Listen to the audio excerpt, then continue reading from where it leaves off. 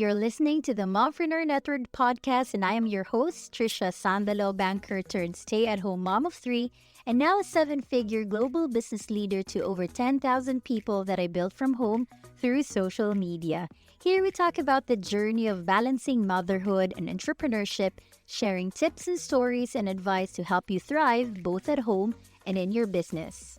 Join us as we explore how to build a brand online and offline that allows you to get paid by being who you are and sharing your unique talents and skills, business growth, work-life balance, and living with purpose. Let's dive in. Hello, everyone. Hello, fam. Hello to all my listeners here. And welcome back to the Mompreneur Network podcast. I know it's been a while. It's been months. And if you're listening right now, I want to thank you for being here. This episode is going to feel a bit like a catch up over coffee if you're enjoying your coffee right now, or you're doing a lot of things right now. You're doing your house chores, you're preparing your things for your kids, whatever you're doing. This is the perfect time for you to listen this because there will be no notes and no heavy teachings. It's just gonna be me sharing where I've been. I know you all deserve some explanation. And I really want to share here why I needed to step back for a while. The last episode was building an authentic personal brand. And right after that, honestly, life started to move so fast. So let me walk you through what happened since September. So like what I said, September was moving so fast. It was actually a turning point of our lives. We actually transitioned from traditional school to homeschool. I know you may have seen this if you're following me in my Instagram and my Facebook. I've been sharing about our homeschooling journey. And to be honest, that alone was a huge shift in our rhythm or in our dynamics as a family. At the same time, I was launching offers, coaching clients. I had pending clients, one-on-one clients, hosting events, doing all the things. And honestly, it felt exciting, but also overwhelming. Then October came and things got even more intense. My youngest, he got pneumonia. I got sick too, but wait, it was really not that scary since we were able to have him checked ASAP. So grateful for our pediatrician, Dr. Faith. She really insisted to have Vito x-rayed.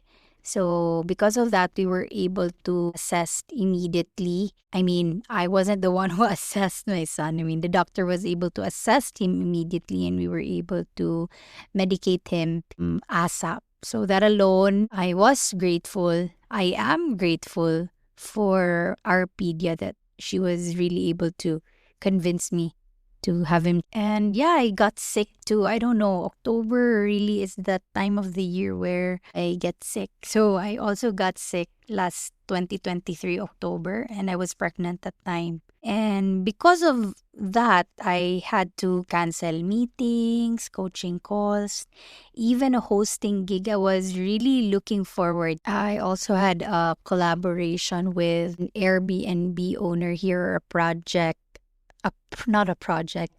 property manager, and I had to cancel it too because I wasn't really feeling very well. And right around that time, her house had to stop working since her husband had to be attended to in the hospital. So if you're a fellow mom like me, you know what that means. Suddenly, I was doing everything at home, of course, with the help of my husband, but managing three kids, homeschooling, business deadlines, and everything in between. Not to mention, I was also deep into what I call my running era. Now, I want to share this because I wanted to be really honest with you. So I started running last year, and for a while, it brought me so much clarity. I had so much fun. I even joined fun runs, and in October, I completed my longest and fastest 12-kilometer run. But eventually, the joy started to fade. I was pressuring myself to keep signing up for more, to beat my pace, to do better. And I was just the one pressuring myself. No one was even asking me to sign up for a fun run or join an event. But yeah, and it got me so stressed, even if it was meant for me to, to be more healthy, to be fit. So actually, the reason was during my last fun run event last October, I was so pressured since when I was already preparing myself for that fun run. Suddenly, the kids woke up, and because of that, so wait lang, I'm hearing again the how do you call that? The tuko. So anyway, if you've been listening to my previous podcast, the tuko is the how do you call that in English? The gecko was also joining me. So I think one of the constant things here is the gecko. But anyway, so back to that time during my last fun run, I was so stressed because while I was preparing for myself, that was 2 a.m. Suddenly all the kids were crying and my friends were already outside waiting for me. So I was so ashamed, but I'm really grateful for them because they didn't make me feel na that I should be in a hurry, although I needed to be in a hurry because we will be late. But that alone really made me feel so pressured because Gian was crying, Vito was crying, and also my little girl. And as you know, my firstborn Gian, he is in the spectrum. It was also my fault because I wasn't able to tell him ahead of time that I'm going to wake up 2 a.m. because I'm going to join a fun run.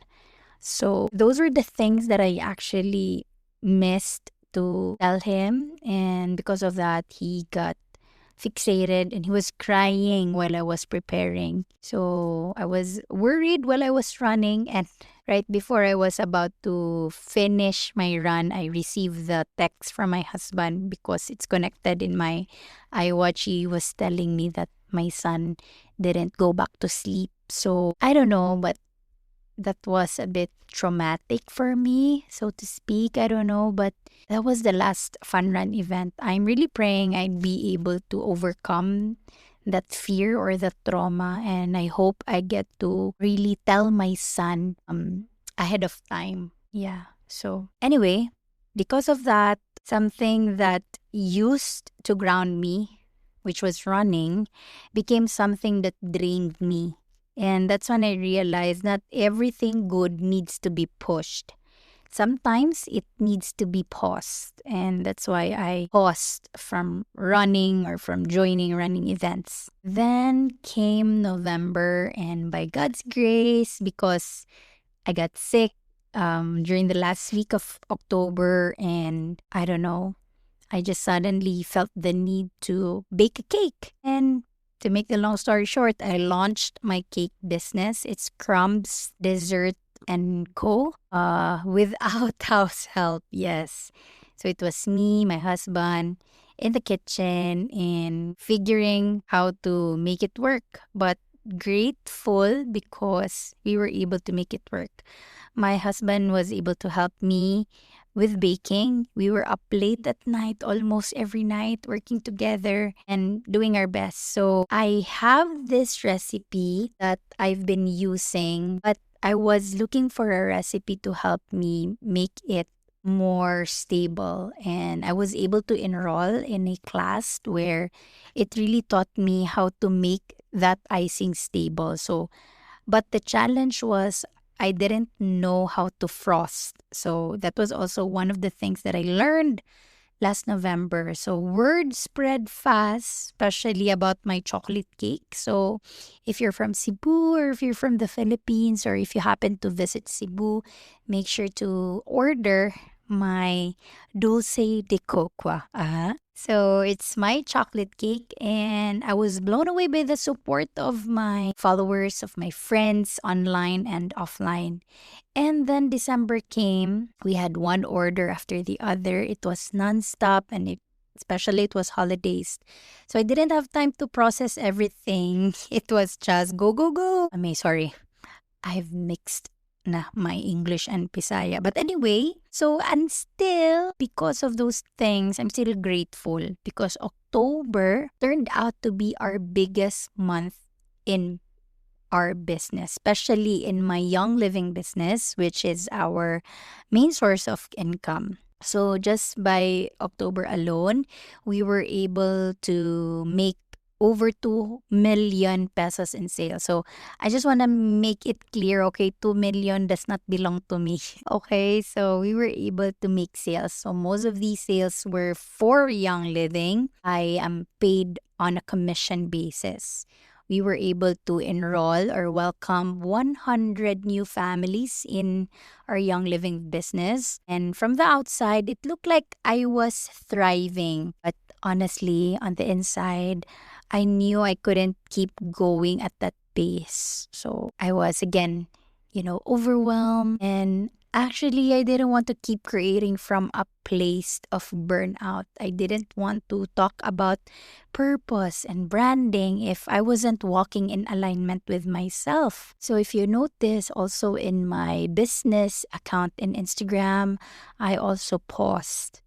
I pressed pause and I chose presence over pressure. I gave myself permission to rest, to focus on my family, and to reconnect with my why. Actually, I feel like I'm about to cry, so I'm just saying it so that my cry will stop. So yeah, maybe you're in a similar season. Maybe you've been trying to hold it all together, or maybe you've pressed pause on something you love and you're wondering if it's too late to come back. So here's what I want to tell you. Pausing is not quitting. Sometimes the most powerful growth happens in the quiet. So yeah, here I am, slowly coming back, still in the thick of motherhood, still building, still figuring things out, but with a renewed sense of purpose. So I hope you're not mad at me, and I hope you're still here, joining and tuning in. And in the next episodes, we're going back to the heart of this podcast. Real stories, branding with purpose, earning from your skills, and building a business that aligns with the season you're in. And yes, we will be having real conversations with other mompreneurs who are doing business with heart too. So if you're still here, thank you. Thank you for being patient. Thank you for listening. And thank you for journeying and growing alongside me.